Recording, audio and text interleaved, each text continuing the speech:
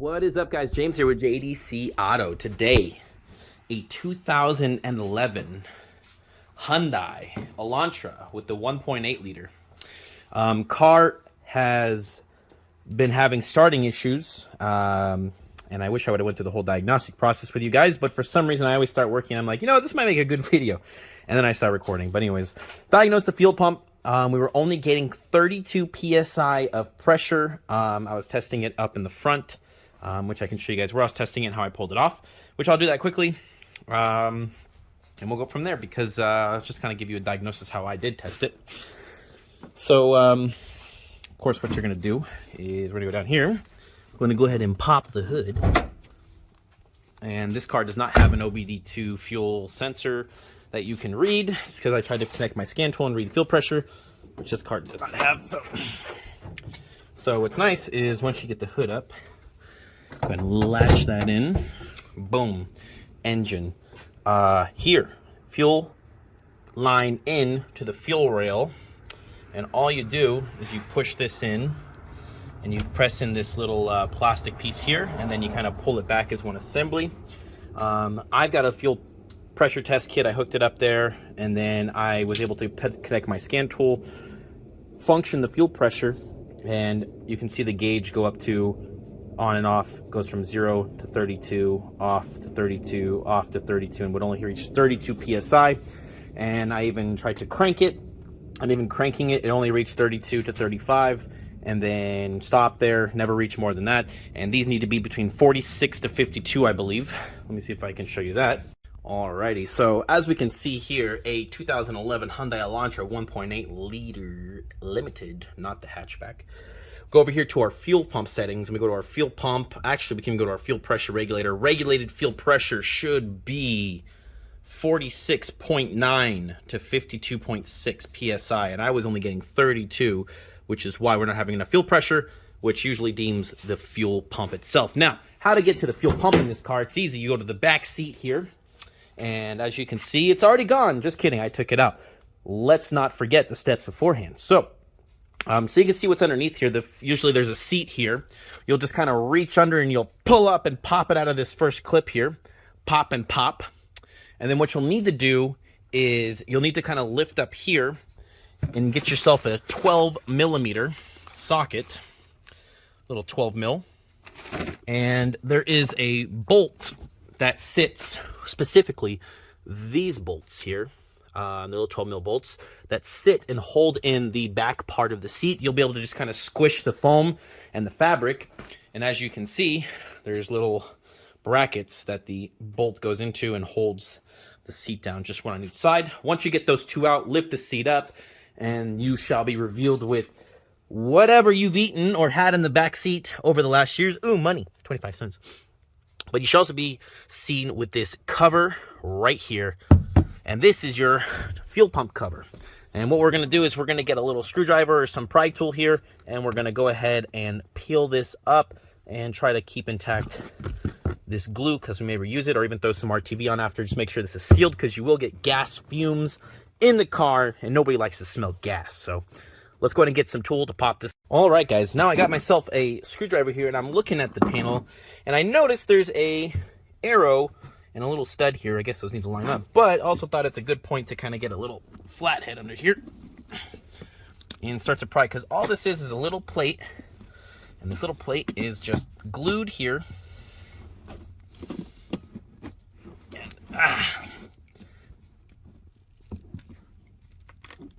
get this all glued up here.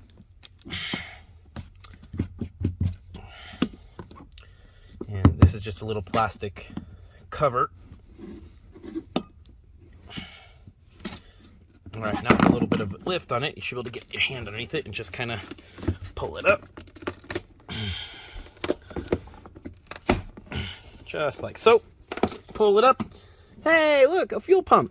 And be careful, because now I'm reaching the limit of this wire. So don't just yank this all the way up. We're going to go ahead and we're going to reach this little clip right here, and we're going to pull up. Oh no, air compressor, and pop out. Boop. All right, with that air compressor off, like I said, lift that up and pop this out. And there should be a secondary one right here. And this one looks like On this side here is a little clip. You just kind of press and squeeze, and you should be able to wiggle and pull up, boop, just like that. And now both your connectors are off and up, and we should be able to fully tear this the rest of the way up and lay it off to the side. All right, now we have our main fuel line, or not main fuel line, this is our main fuel line out. And this looks like our return or an evap hose, most likely. One of the two. And these ones have, on the side of them, little blue pinches. They squish in. You're gonna grab each of the sides, squeeze, and then push back, and it should pop back just like that. Nice and easy. And then we should have here this one, and this one looks a little bit more advanced, but it's fairly simple. You're just gonna need yourself that little flathead again. Pretty sure we're gonna need that. Yep. Okay, so this is what we're gonna do. So you see those little teeth right there? Those little angled in teeth are grabbing that neck to make sure this doesn't slide off. So we get a little, I'm gonna use 2 hands for this, but get a little flathead, pry those over that little lip gently, don't break them, just kind of squeeze them back. You should be able to, yeah, no. I'm gonna need a little pry tool for sure. So let me show you what I mean. So he's gonna get in here. Oops, bad camera angle. Get in here and pop that back. Like so. See? Now it's clearing the line there. We should be able to push that back a little bit, and then let's do this side. And sometimes what happens is it pops the other one back in, but if we're careful enough, we can pop it over, and then slide. Yes. And just like that, you slide off the main line. Now there may be fuel, so be careful. You should be able to go boink, slide that off, and now the main fuel line is off. Cool. Well, that was easy. I was able to do it on camera. Now we need to get off this locking tab. Now you can kind of see that it has been tightened this way. So to loosen it, we'll need to get I'm going to use the same flathead and a little hammer. Catch the end of this and get me a hammer and just go tap, tap, because I don't think this is going to slide by hand. Usually they don't. They're pretty tight in there. Yeah, but make sure we don't scratch into the gas tank too much. But take a little hammer here and tap, tap, tap, and we're going to make this ring spin, and we'll be able to get it out. I may have to do that off camera. I'll see what I can do. All right, let's see if we get a little tripod here. And hopefully it doesn't fall over as I'm hammering. But what we're going to do, get a little screwdriver like this. What's the best way I can get at this? Right here's a good one. Let's get a little lip on the lip there. And make sure you're not digging into the gas tank, just on the middle.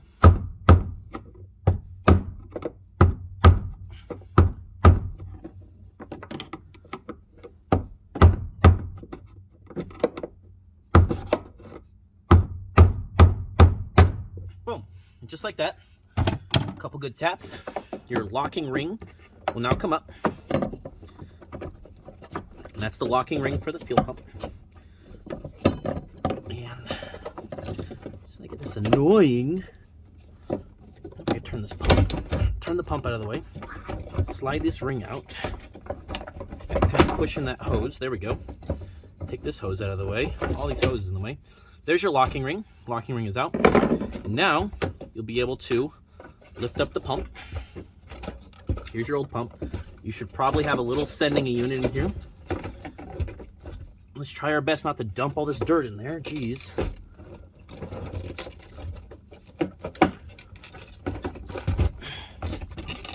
I mean, there is fuel filters built into this, but still, we don't want to just dump whatever trash in here. And this one, ooh, sometimes these are a little jigsaw puzzle to get out. Looks like I'm going to have to turn it.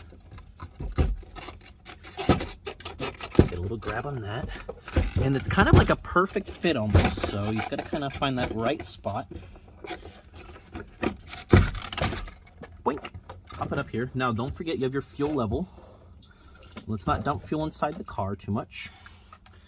Here's your little fuel level. This is telling the car how much fuel level is in the car. It's usually a little resistance plate here. And yeah, there's the old pump. Gas doesn't smell old, which is okay. It's good. And we're going to carefully take this out. Actually, there's a good amount of fuel in here, so maybe don't want them to lose their fuel. It's liquid gold, basically. It's costing so much right now. All right, now we can take this out of here.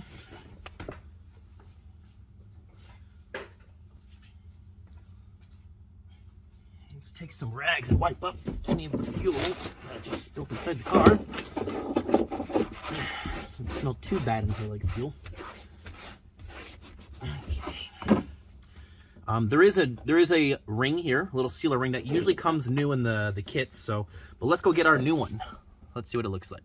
Alrighty, this is our new pump for the car. I got it from O'Reilly's here. They're the only ones in town that had it in my city. And here's the part number for it. A33120. Made in China! Okay. So let's go ahead and go open our brand new pump here. And we're going to compare side by side for best results here. Let's see what we got. All right. What's up? All right. Oh, we come with a new fuel level sender and a locking ring. Nice. Okay. In the kit, you get your new fuel pump, which we're going to compare directly next to this one. Get a new locking ring and a new gasket. Make sure you use this. All right. Let's go ahead and take this out of the plastic here.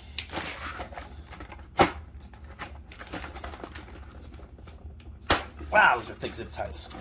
It's a new it's a new straight edge. Anyways, nice. Sometimes they don't come with the new fuel level senders, which they do. Awesome. This has got a brand new one as well. So let's compare side by side here to make sure everything matches up. It does have that off center. Boom. Let's have that spring utility. Let's go ahead and take a look. So, as we can see side by side here, we have our sensor and our sensor, both angled the same direction. We have our main hub and then the main line out, as well as we have the main hub and then main line out with a little protector on it. Then we have our electrical square connector, electrical square 4-prong connector, and then we have our two, I'm guessing evap, as well as everything else. It may not be perfect going down, but they are the same design.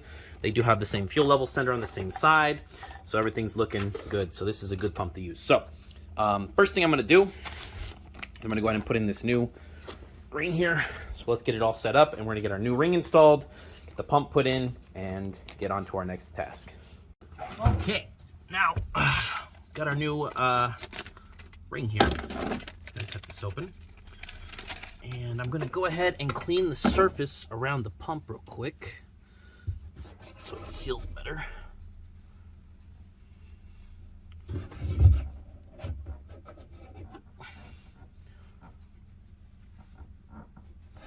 There we go. Boom. All right, all out of the way. Now it's clean. Now we're gonna get our brand new ring. Make sure it fits, and it sure does. And we got our new O-ring in. Go ahead and let's feed our pump in here. All right. So when I was putting this in, I was having a little bit of a struggle with it because I don't know if it's because it's an aftermarket one or just didn't quite fit right. I didn't want to break anything on camera, so I was able to get it down in there. So there's some black hoses. You'll see them when you go to put them in. There's like some black hoses that are like right here in the front. I had to kind of like squeeze and kind of bend them in a little bit, and then they pop. Once those pop through, I was able to get the rest of it in, but those were the only thing holding it up. So once that's in, now we can go on to the next phase here. Now, a lot of people, I mean, they do give you a brand new locking ring. In my opinion, you don't need to use the new locking ring. I like the old locking ring because it's already sized and fit perfect for this tank. So there's no real benefit to the locking ring, but the gasket you do need to replace. So make sure you do replace that gasket.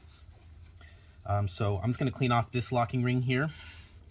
And this is perfectly fine. So I'm going to go ahead and slide this over, get this down. And there is a spring tension. So when you push down, and you want the orientation of the pump to be this direction here. There is a spring tension, so when you should be able to push down, and it's going to fight you a little bit to go down, but there is that. And also make sure you have all your hoses out of the way. so you're not pushing down on your hoses. Like that one's out of the way. And then this one I need to get out of the way real quick. I should be able to push this down. It's just this main hose is just in the way. There we go. Now we should be able to, once that's passed, be able to push this down to a point where it starts to seal. And I have it a little bit too far to that direction, so I need to rotate it.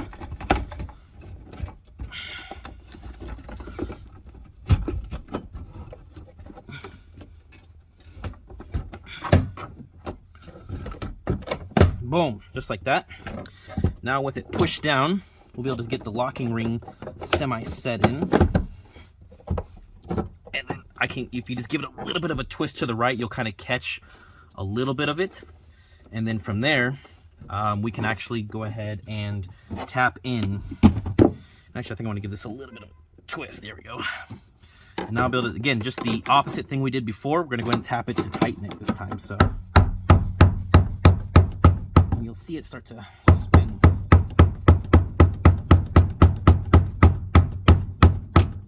And it'll start to, it will start to slide over. And you'll see it lock in. Sorry about that. Now we can go ahead and click, and we can go ahead and click. And then now we can get, because we're going to get a little bit of RTV here. We can reuse some of this old stuff. It's still sticky, but we're going to get a little bit of RTV, and we're going to go ahead and re-RTV this. We're going to put the lid back up here. And then before we finalize everything, we're going to reconnect all the connectors. And actually, even before I fully seal this, we're going to go ahead and connect everything, turn the pump on, and see if it's fixed the issue with the car starting. So I'm going to go ahead and just connect everything now.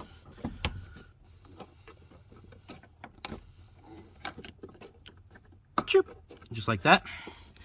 Now, should be able to key on and see if it'll any leaks, and also if it fixed the problem.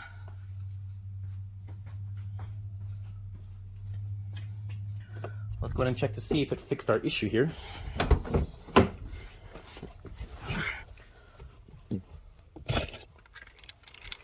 Because before the car was having an issue.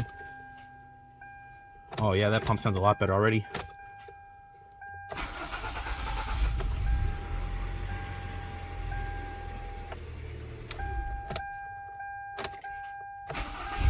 Oh yeah. Before it would take like 10 times before it'd start. Oh yeah, there we go. So the fuel pump was the problem for sure, and it's got to clear that light. That light was a system too lean at high load because the fuel pump wasn't able to keep up with the load, the desired fuel request, because it wasn't able to pump enough. So now it's much better. Yep, starts right away. Excellent. Cool. Let me go ahead and get that rear fuel pump latch sealed. Okay, so what we're going to do is we're going to take a little RTV here. Get your little black RTV. I would say just in the areas that are kind of lacking a little bit. Let's put a little bit. You don't need much, because that stuff pretty much reuses itself. Now, once that's on there, what we're going to do, go ahead and connect. Click. Connect our connections here. Connect. Click. And then remember, arrow to towards the trunk. And then just give yourself a good old press around. You should feel it. Yep, starts to protrude out. Just kind of smear it up right there. And you do want this sealed because you'll get gas smells in your car. And you'll smell the gas tank, and you'll smell all the fumes in there. You don't want that. So seal up what you can. And I'm going to wipe this up as best I can so I don't leave marks everywhere, except for where it needs to be. Anyways, now we replace the back seat, do all of the reverse process here, putting the seat back in, and the car not starting and the check engine light for low performance on high load will be erased here with my scan tool and good to go. Anyways, guys, thank you so much for watching. Appreciate you. Again, my name is James. I'm here to do videos for you, for the world out there, and feel free to like, share, subscribe for more content. And hopefully this was helpful, and stay tuned for more videos to come.